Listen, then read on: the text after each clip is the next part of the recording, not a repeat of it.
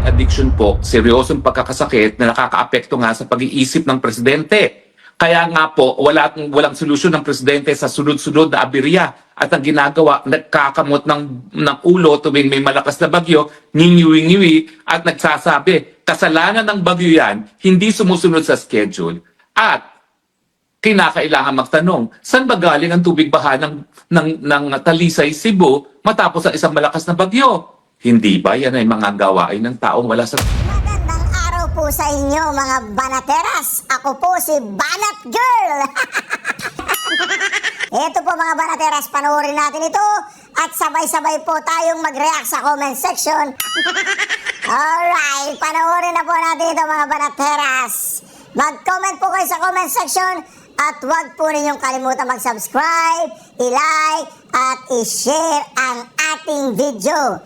I am not Filipino for nothing. Mahalin po natin ang Pilipinas. Ito na po. Oh, baka 200 billion na. Ito po. Naiinip na raw ang Malacanang dahil hindi pa nakakalusot ang panukalang 2026 national budget sa Senado. Relax lang ang sagot ni Senate President Tito Soto. Yan ang agenda report ni Dexter Ganibe ng Abante. Nag-alala ang Malacanang dahil Disyembre na, hindi pa lusot sa second reading ng Senado ang panukalang batas para sa 2026 national budget. Ayaw po ng Pangulo ng reenacted budget. Alam po natin yan. So hanggat maaari, bilis-bilisan natin, although kahit tapos na yung kapos ang panahon, sana po mas mapabilis natin. Pero agad namang pinawi ni Senate President Tito Soto ang pangamba ng palasyo. Okay lang. Sabi mo sige paano paano yung pasagot? Sa pagbabalik sesyon ng Senado ngayong hapon, isinalang na sa period of amendment ang House Bill No. 4058. Pero hindi agad nasimulan dahil question ni Senate Minority Leader Alan Peter Cayetano kung nasama na sa committee report ang mga amendment batay sa mga lumabas na panukalang pagbabago sa budget sa period of interpellations. The committee report was your amendments to the GAB. Yes, tama ho. Yes. So what we're talking about here today, the committee amendments, is the amendments to the committee report. Yung amendments po to the committee report will come in the form of individual amendments. Yes, so I'm clarifying, so there is no committee amendments. Wala po. Kasi Yes, yung committee report po is the committee amendments. So if there's no committee amendments, that means that none of our interpellation hit the spot. Hinanap naman ni Senator Francis Escudero kung sino-sinong senador o kung ang ahensya ba ang nagpanukala ng mga pagbabago sa budget ng ilang ahensya na siyang nakapaloob ngayon sa committee report. Nakalagay po ba sa mas kinasaang transparency portal na ginawa natin, isa sa mga unang resolusyong pinasa natin, kaugnay sa budget, kung sino nag-propose individually? So all of this naman ho, mayroong mga records na pinapadala ho. I agree, Mr. President. Compile naman namin. I agree, Mr. President. But again, And then, during the technical working group, we go line by line also. Lahat po ng mga items, line by line, and pinag-uusapan ho doon kung sino nag-propose, kung ano pa, kung hindi ko kaya ma-accommodate, ano hong pwedeng i-accommodate, pinag-uusapan naman ho doon. again, agreed, Mr. President. We have no debate there. The point is, although it's collated, although it's compiled, is it found anywhere? It's in, hindi ho namin in-upload sa portal, if that is the question of His Honor. Yes, so it's not in any portal. But lahat ho yan ay may basis and recorded. Yes. Ididepensa naman ni SP Soto ang finance chair at ang mga ginawa nitong maging transparent ang mga deliberasyon sa national budget at pinasalamatan ang minorya sa pagpapaalala sa taong bayan dahil recorded naman niya lahat ng proseso na pwedeng balikan at busisiin. During our time and during their time, basta nag-committee report, tapos yun na yun, mag-interpellation, pero pagdating ng period of amendments, magsasubmit lang sa chairman lahat, hindi alam ng taong bayan kung ano yung mga sinubmit. Unlike what we want to do today, di ba? Kaya mabuti na lang na binabanggit nila sapagkat madali naman makikita yung records. Target na may pasa sa loob ng linggong ito sa second at sa third and final reading para maisalang na sa Bicameral Conference Committee sa susunod na linggo, kung saan paplansyahin ang mga hindi magkatugbang probisyon sa bersyon ng Senado at Kamara bago ratipikahan para malagdaan ng Pangulo. Wala po mga karyaso, naboboring na po si Bongbong Marcos sa Malacanang dahil wala siyang pinipirma ang bilyong-bilyong pondo para sa 2026. Oh, kalma! Bongbong, kalma! Kalma lang, eh, malay mo, reenactment, eh, di mas malaki. Yung 100 billion mo, aandar na naman. Palagay ko, i-reenact nila to. Kasi yung reenactment budget, eh, napakalaki po ng insertion doon. I-reenact na lang para tuloy-tuloy yung 2 billion per month. Kaya lang, wala si Saldi ko, eh, paano nila ipapatupad yun? Grabe yung pagkaabusado ng mga barkada ni BBM dito sa Kongreso. Dahil Ako! suspend din nila si Meow Meow. Si Congressman Kiko Barsaga dahil daw sa mga post niya sa Facebook. Mali po yan mga taga House of Representatives dahil freedom of speech yan ni Kiko. Ang ordinaryong tao nga hindi nyo pwedeng magawan ng ganyan. Yung isa pa kayang tao na democratically elected ng taong bayan, hindi nyo pwedeng ithwart yung kanyang democratic mandate sa pamamagitan ng pagmamagaling ninyo. Taong bayan ang nagluklok sa kanya dyan, kaya taong bayan lang din ang pwedeng magpatanggal sa kanya. Kaya please mga members ng House of Representatives, huwag kayong masyadong magmagaling. Huwag nyong i-undermine ang mandato ng ating Democratic Republic. Nako, malinaw na malinaw. Ako mga karyason, kahit hindi DDS po si Atty. Respicio, pakisabi nga kay Atty. Respicio, idol ko siya. Binanatan ko yan noon binanatan ko noon dahil meron siyang banat na hindi ko nagustuhan. Pero ngayon, nakikita ko na talagang ano siya, neutral. Atty. Respicio mag-a-apply ako sa iyo. Kapag tumakbo ka senador, kunin mo akong wala lang, Miron. Nanonood. Busy ako. Dapat grupo sa matter of fact, sir. Ako wala naman akong grupo Team Mike, Grego. Hindi ko naman kakampi si Duterte, hindi ko naman kakampi si BBM. Nakulay ko lang siya. Hindi ko rin naman ako sila lang makapigil. Sa inisip lang lahat ito. Pero, nung binigyan ako ng pagkakataon, parang marinig ang aking posisyon sa pamamagitan ng platform na ito na maraming nanonood. Obligasyon po natin mga Pilipino na sabihin natin na kapag ayaw na natin, tama na po. Obligasyon po natin yan sa publiko. Hindi po natin pwede na pabayaan lamang na nangyayari ito na wala tayong ginagawa. Nako. O di ba obligasyon. O di ba sabi niya wala siyang kinaanibang kulto. Yung sinasabi nilang caretaker government, there is no such thing as a caretaker government. Hindi yan yung language ng Constitution at kahit sa history walang ganyan. Pero yung military junta, ginagawa yan sa Myanmar, ginagawa rin yan sa France. Usually, nanggagaling yan sa coup d'etat. Ang definition, krimen nga ang coup d'etat sa ating revised penal code. Kapag swift seizure ang government power, usually through military means. So swift, mabilisang pag-agaw ng kapangyarihan. Pero hindi yun sinusuportahan ng ating konstitusyon kasi fundamentally ang konstitusyon natin democratic and republican. Ibig sabihin ang power ay nanggagaling sa taong bayan, hindi na nanggagaling sa military. Kaya illegal yun kapag nag-kudeta ka. Bakit pinibigyan natin ng special treatment si BBM? Sa normal na kaso, kapag meron kang itinuturo ng gunman, tapos yung gunman nagsalita, ito yung mastermind ko, automatic, may probative pa yung agad yung sinasabi niya. At nasa mastermind na mismo ang magpaliwanag kung bakit hindi siya. Itong si BBM, hindi naman niya may paliwanag ng mabuti. And by the way, sir, ikaw yung may hawak ng buong department. Kung baga meron kung executive department actually. Halimbawa kapag meron kang negosyo at merong malawakang pagnanakaw sa negosyo mismo, tapos sinabi na nahuli mong nagnakaw, kung in the act, sabi niya, actually sir, yung CEO, yung executive, yung nagputo sa akin para magnakaw, ikaw, anong unang gagawin mo? Kahit maniwala ka doon o hindi, ang unang mong gagawin, ipa-preventive suspension kung muna yung executive.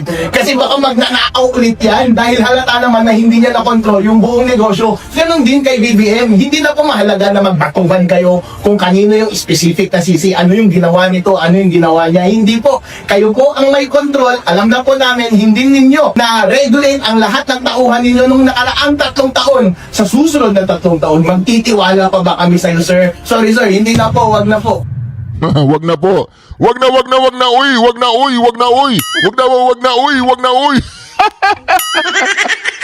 At saka yung daang-daang bilyon na salapi na ninanakaw, BBM at mga kabarkada mo, kailangan nyo ba yung ganyan kalaking pera? Ang nagaganda na ng mga kotse ninyo, ang lalaki na ng mga mansion ninyo, BBM, may anak ka ba sa labas? Wala ka namang anak sa labas eh. Pero na ba kamahalang Sabi niya, ganyan na po ba kamahal ang cocaine ngayon? Tinanggal niya yun. Dapat huwag tanggal yun. Anak sa labas eh. Pero na ba kamahal ang Oo, cocaine ngayon. Ano ka ba ang mission mo eh? Hindi ko kailangan ng daang bilyon na pera, please. Hintay lang, alright? Oy, Bibia, may mayanak ka ba sa labas daw? Ganyan na ba daw kamahal ang coke? Mayanak ka sa labas? Wala. Eh, sa loob, wala rin. Wala kang anak kung gano'n. Sinulungan lang tayo nitong mga kakampi ni BBM para hindi tayo magsalita. Alam niyo po ba sa ating konstitusyon, ang pinakamahalagang karapatan dyan ay yung karapatan nating magsalita. Dahil yan lamang ang tanging paraan para mabantayan natin at maipahiya natin ang mga taong nanloloko sa atin. Kaya iilan lamang ang mga krimen na nasa Revised Penal Code at saka Anti-Terrorism Act na nagsasabi na bawal. At yun ay kapag publicly nag-i-incite ka ng sedition. Ibig sabihin, kapag sinasabi mo, wag mo nang sundin yung ating mga civil authorities o anumang agency ng ating civil na wag natin silang sundin. Ang sinasabi lang natin, bossing, umalis ka na dyan. Dahil yun yung natural. Nag-express lang tayo ng ating personal opinion. At ganoon din sa inciting to rebellion. Kapag nag-incite ka na, oy, mag-take up na kayo ng arms. At dirahin na natin itong government. Wala namang sumisigaw ng gano'n. Diba? Wala naman sumisigaw ng gano'n eh. Ang sinisigaw lang namin, BBM, resign! sa sitwasyong yan, paano na yung gagawin ng mga Pilipino? There's hopelessness. Kasi if you go out of the Constitution, either kulong ka o mamamatay ka pag nagkaroon ng giyera, civil war. So, kung titignan mo, may mga naririnig tayong balita na yung mag-express ng opinion nila laban sa administrasyon, ikukulong. So, do you think the ordinary Filipinos magre-risko ng kanilang buhay? Yan yung naririnig nila. Kaya nga, kung pinag-uusapan natin, marami ba yung nasa labas? Yung tao, may self-preservation rin. Natatakot rin yan. Yung mga asawa, pinipigilan rin yung mga husband. That's why it looks hopeless. And the Filipinos feels helpless knowing na may dalawang malaking akusasyon laban sa presidente, pero unless he voluntarily resigns, wala na tayong magawa. Still, under the law, there are mechanisms to allow a change of the president. Impeachment. Pero yung reality na kinakaharap natin sa impeachment, you need 1/3 vote of all congressmen sa House of Representatives. Tapos and to 2/3 convict pa sa Senate. 2/3. Another means is when he is declared incapacitated by the majority of the cabinet members to include the executive secretary. Bakit magde-declare yung kanyang kabinete? Mawawalan sila ng trabaho. Kaya nga sabi ko, Section 11 yan. Article 7, Section 11. we feel hopeless. Now, what is the remaining way?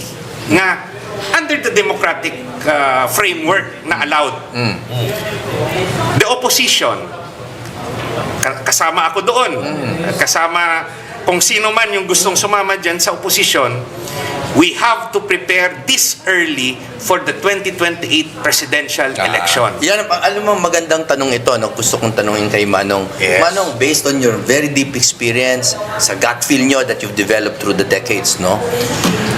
Aabot pa ba ng 2028? And I do not mean this politically, ha? I am very curious. Hindi, I'm very curious. Yung panansya niya ba? Yes. Kasi alam mo, malalim yan, yung gut feel, no?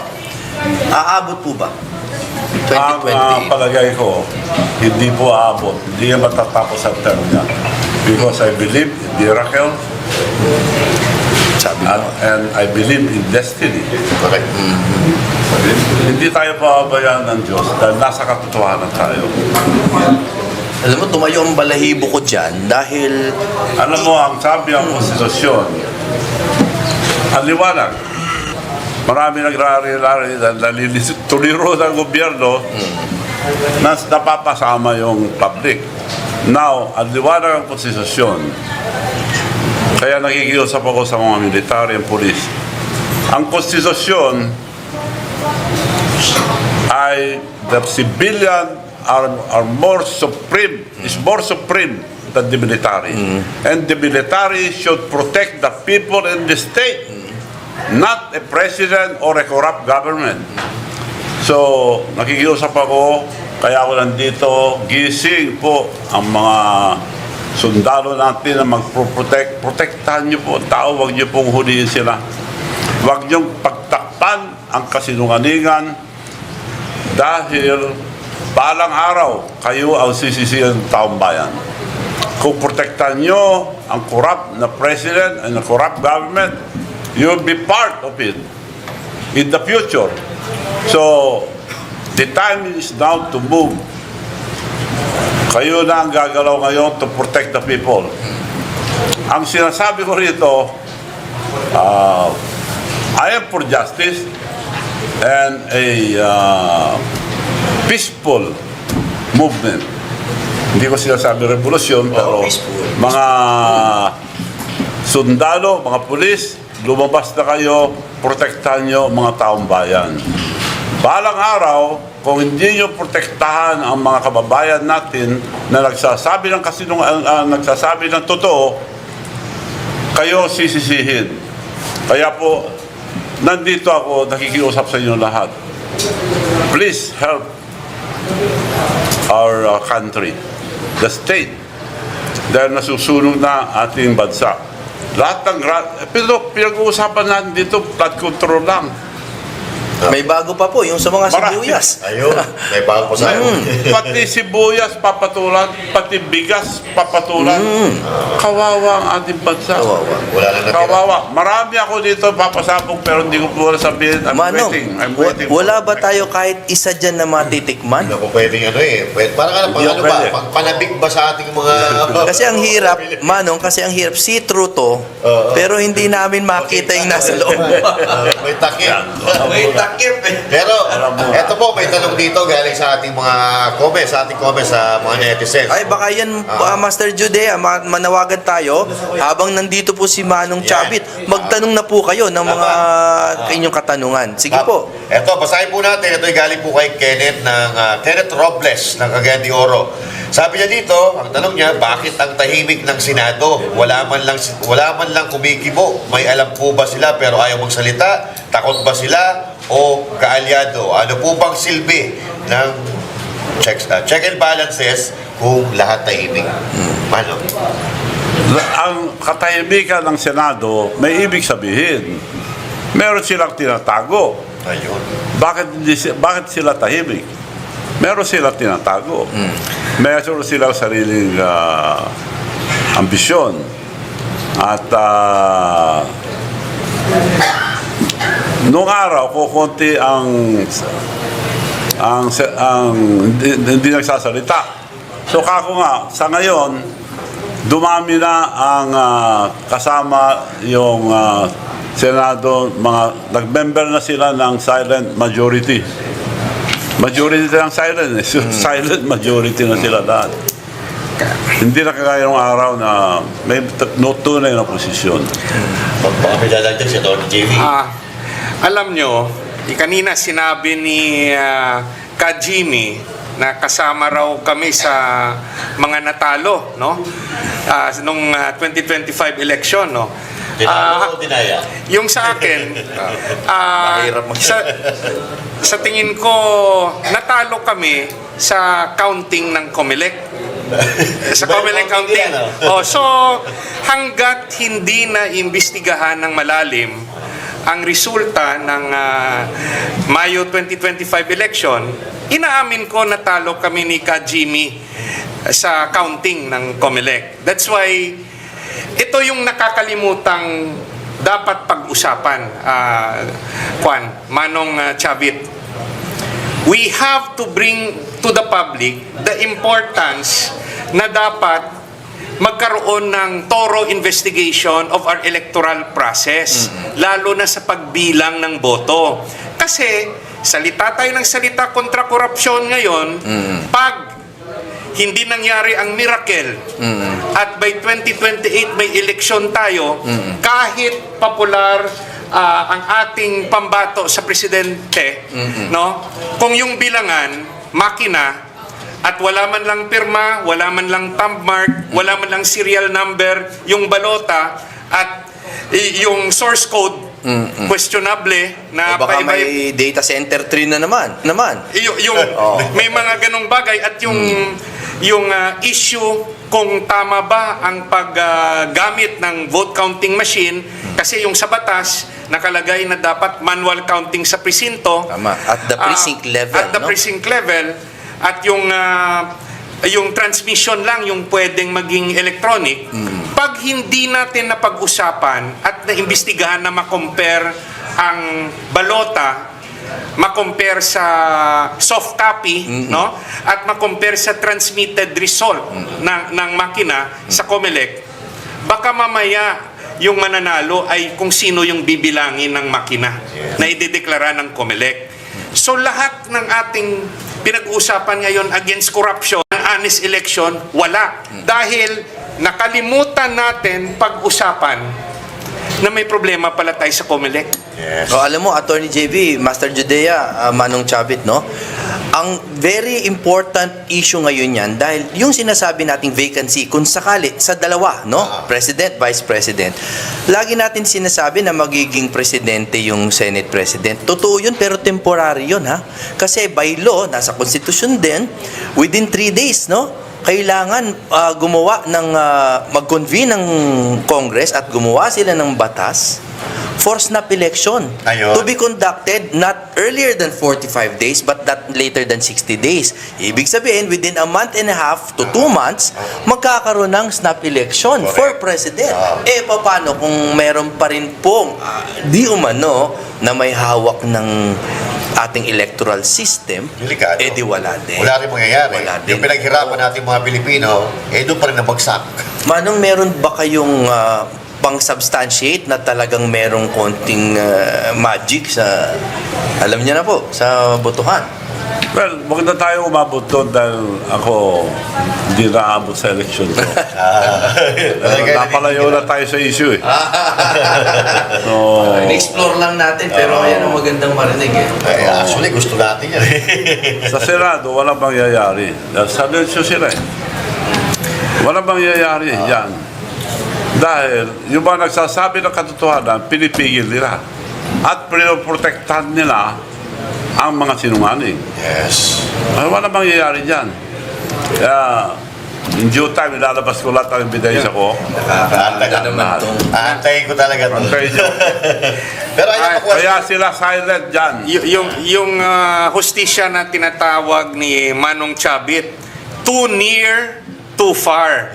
Nasa tabi na natin yung kanyang dokumento, too far, kasi hindi natin alam kailan niya ilalabas. Hawakan na lang natin. Mabuti na lang yung nabalitaan ko lang sa news, ha? Yung sasakyan ni Manong Chavit ay armored. Matagal na, if you remember. So, yan yung nabalitaan natin. Kaya medyo, yan, naka-plastic lang. Pero yung sinasakyan niya, armored. No? BMW. Oo. BMW, malam, no? Baluarte Motorworks. Yeah. Pero may question ako regarding sa election pa rin. Para hindi na tayo lumayo.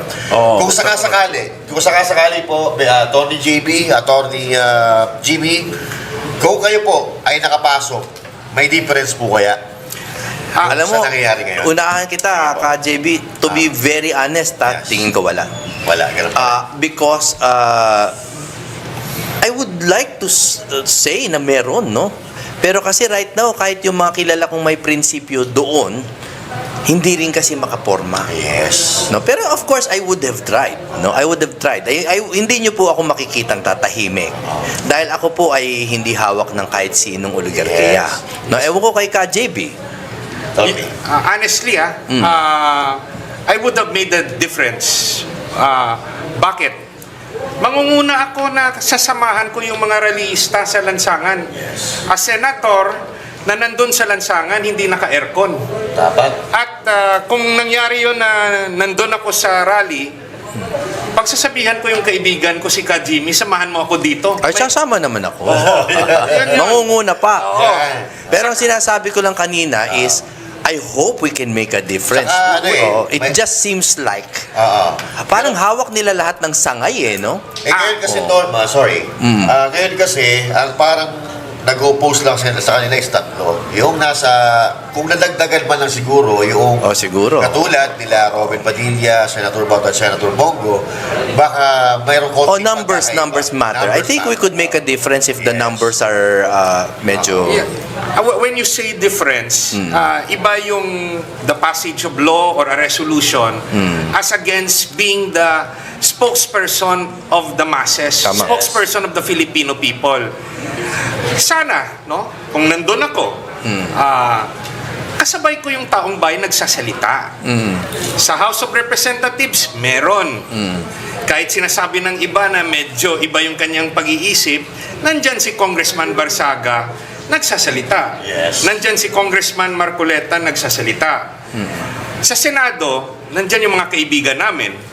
Pero siguro iba lang yung galaw ng isang Senator Hinlo, Senator Jimmy Bondoc at Senator Chavit, no? Kung nangyari.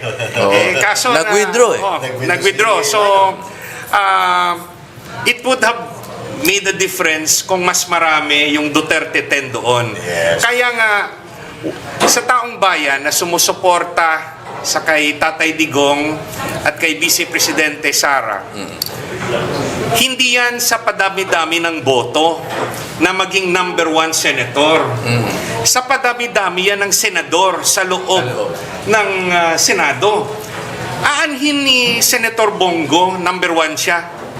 Number 3 si Senator Bato. Number 6, I think, si Senator Marcoleta. Tatlo lang sila. Yes. Outvoted. Yung iba na kinampihan pa, nagbaliktad. We would have made pangalanan mo nga, partner. Senator Villar and si Senator Marcos, kampi natin, pero it would have been different. I would have rather have a Senator Bondoc there than a Senator Marcos.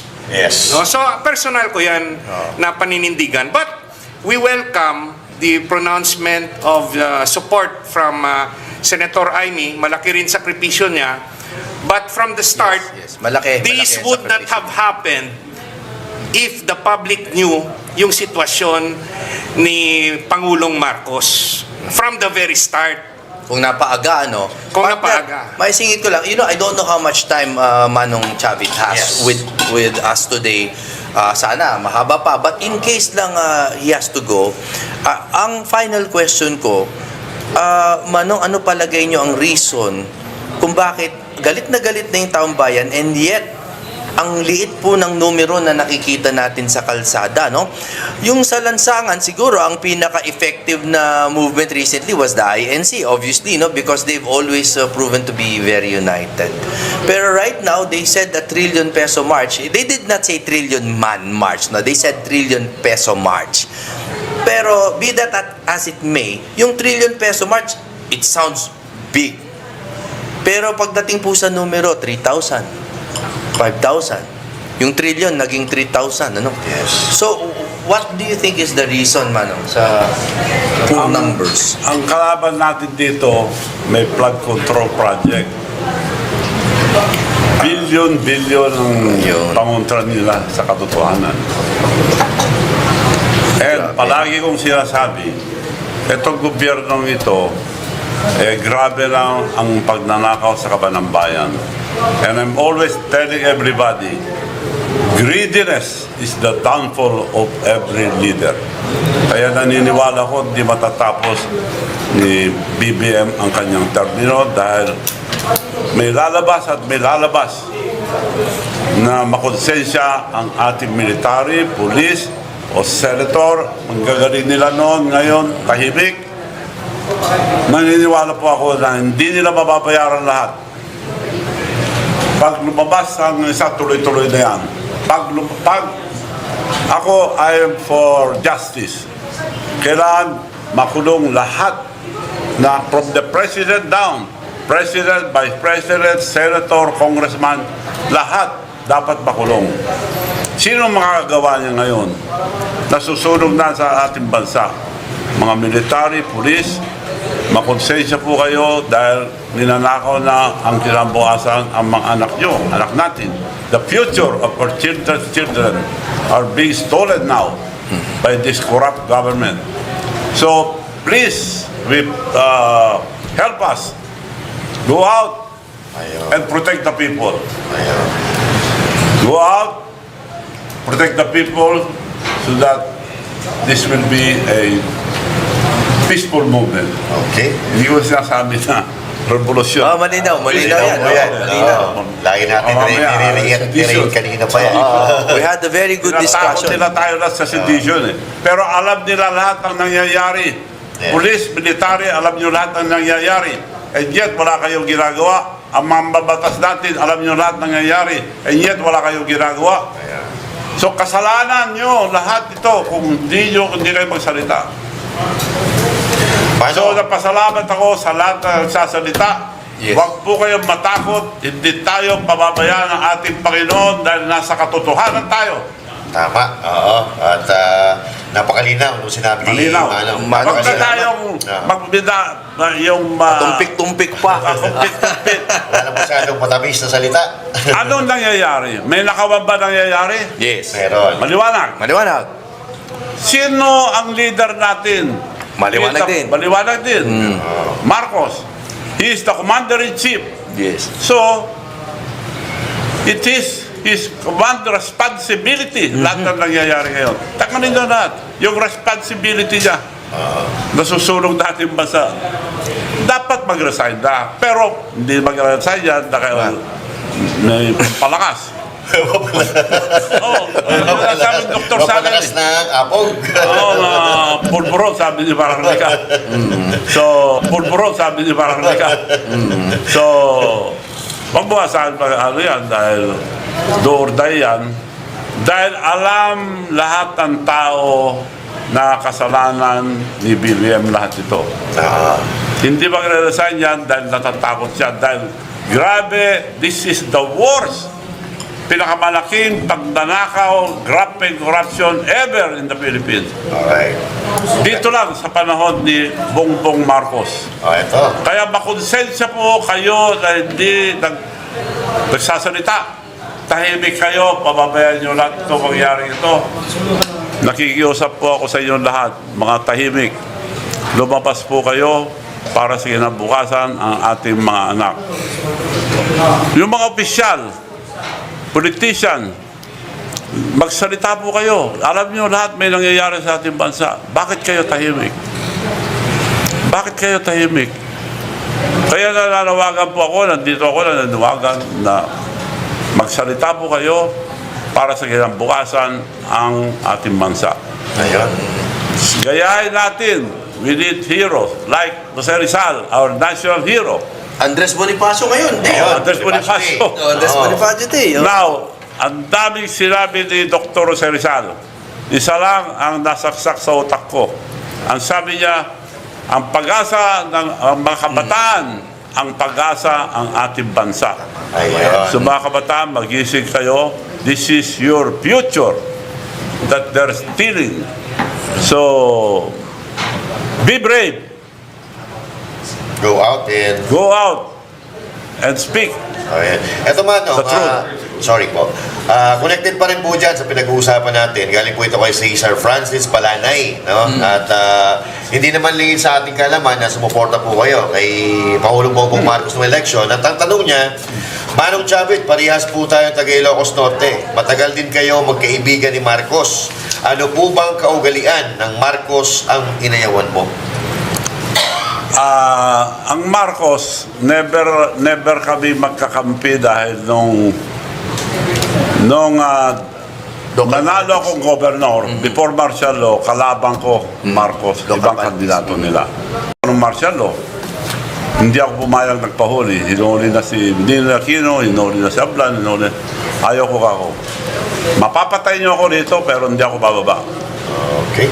So, hindi ako I was against Marcos. Tinatanggal nila ako Nung hindi kami nagkaintindihan ni Paring Erap, madali kami nagkaibigan dahil may nagpaaway lang sa amin.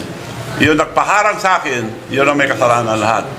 Otherwise, hindi ako nagkaibigan ko si Erap Lumabas lang ako nung hinarang ako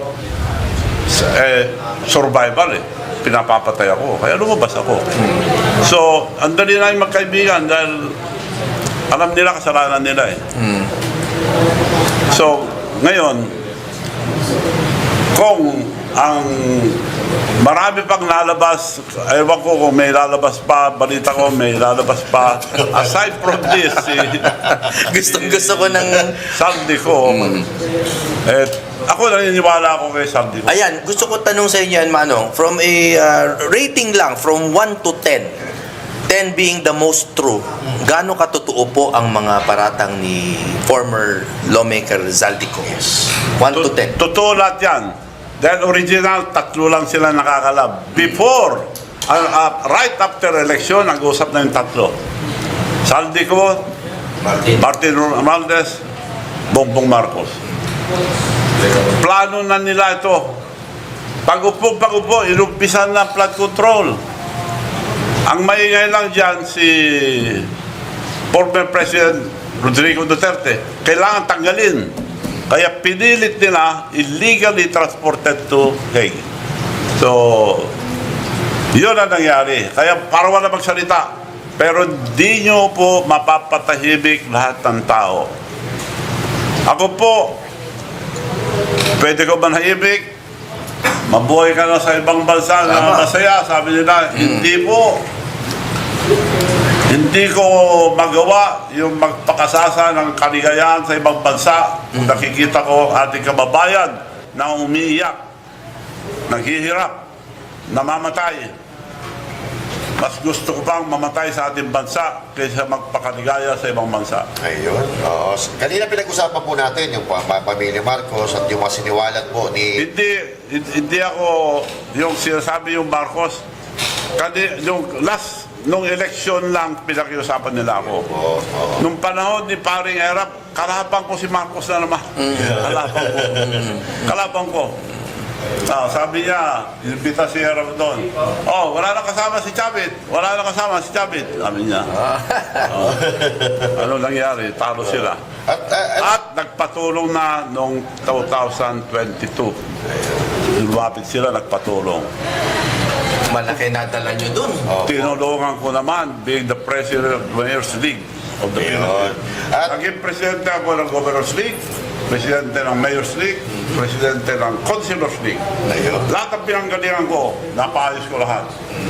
Mayor's League, Councilor's League, hindi masara-sara ang accounting. Puro grabe corruption. Councilor level. Pinagbawalan ko, yun ang pinakamagandang napasukan ko na posisyon. Very active ang mga Councilor's League. Hindi masara lahat ang naging presidente, hindi masara ang accounting. Nung ako na nakaupo, tinanggal ko lahat ang grabe corruption. After my term, iniwan ko sa kanila 100 million in own record. Alam lahat ng konsehal yan. 100 million. So, naging mayor naman ako. Inayos ko lahat. Pero din, accounting. Hindi masara accounting. Nag-iwan ako ng 45 billion. Nag-iwan ako ng 45 billion. Dahil tinanggal ko lahat ng graphic corruption. Ayun. Ganyan. Pero mga trolls, siyempre, trolls ang kalaban ko eh. Pinapatakti ka manaw ng mga trolls. Ano ang panawagan mo? Trolls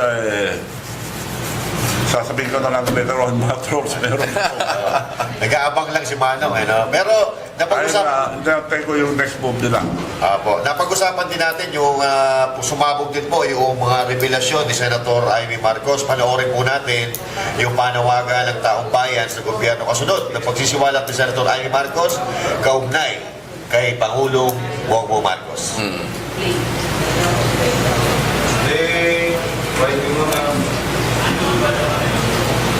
Particular kay BBM, lalo na pinaratangan siyang drug addict ni Senator Amy. Patunayan niyang hindi siya addict. Huwag niyang sayangin yung boto ng mga taong bumoto sa kanya.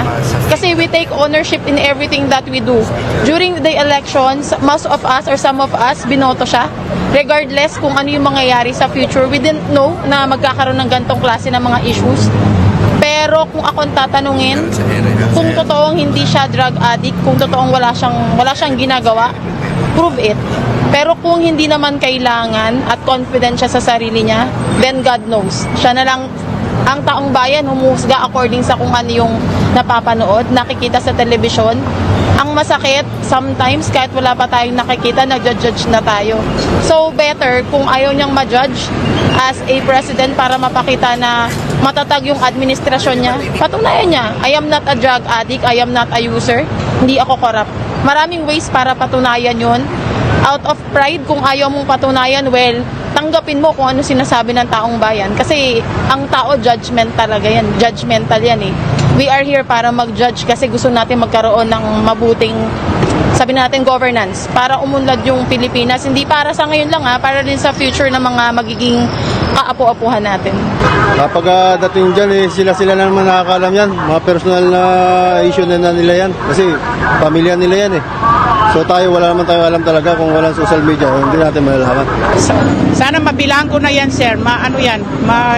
Hinto na po siya sa pagpresidente, sir. Kasi ang dami na po, sir, lalo na yung mga adik, magnanakaw, tapos hindi na safety yung nasa Pilipinas. Lalo na, sir, yung mga kabataan, mga estudyante, naglalakad, ganun. Tapos mahirap yung buhay nila, sir. Nandun na yung hold-upper, kidnapper. Kaya yun lang po, sir. Tapos kawawa yung mga estudyante, hindi maayos yung kalagayan nila. Tapos halimbawa pag punta nilang school, pag uwi nila, na hold up na sila o di kaya kinidnap, ganun. Kawawa yung mga mahirap ba. Sana ma-actionan po yan, sir. Yung bababa na si BBM sa pagkapangulo po. Kasi kawawa yung buhay ng Pilipinas, sir, lalo na yung mga mahirap, sir. Baguhin niya yung sarili niya, aminin niya na yung totoo, kung ano talaga yung nararapat, para kung talagang mahal yung Pilipino, mag-ano na siya, diba? Gumipap na siya. Sa akin, kung totoo lang po, dapat naman talaga siya mag-resign, sir. Kasi parang ginagawa niya kasi negosyo yung Pilipinas. Sana po, hindi po yun totoo kasi siya yung Pangulo ng ating bansa. Totoo rin yan kasi kapatid niya na mismo nagsabi. Sa tingin ko po, siguro kailangan din munang maimbestigahan talaga. Ito totoo talaga. Kasi mahirap din naman maniwala agad sa kung sinasabi kahit kapatid man niya or ano. Hindi rin natin alam kung may mga hidden agendas or ano. BBM, wag niya niyang pansinin yung mga ganyang bagay. Dapat mag-focus muna siya sa dapat niyang gagawin. Tamang gawin niya. Patunayan niya lang kung totoo man yun o hindi, patunayan niya sa tao. Bumaba na siya. Yun lang.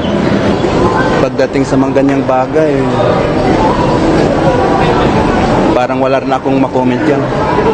Dapat sa akin lang, tutukan niya na lang sana yung problema ng bansa, lalong-lalo na sa mahihirap. Wala, puro politika, away-away. Walang magawa. Kaya lalong humihirap ang bansang Pilipinas. Dapat niluklok na siya dyan para gampanan niya ang trabaho niya bilang pinuno ng bansa natin na mapaunlad pa. At saka unang-una yung mga bilihin lumulobo na. At saka isa pa, parang masakit rin sa atin. Katulad ko, nagbabayad tayo ng tax. Pupunta sa walang katuturan. Di ba? Masakit. Kung totoo naman yung mga paratan sa kanya, na ginagamit na yung lalang. Wala. Kung pwede ngayon bulis na yung tax na yan eh. Pambili pa ng kape yun. Yun lang.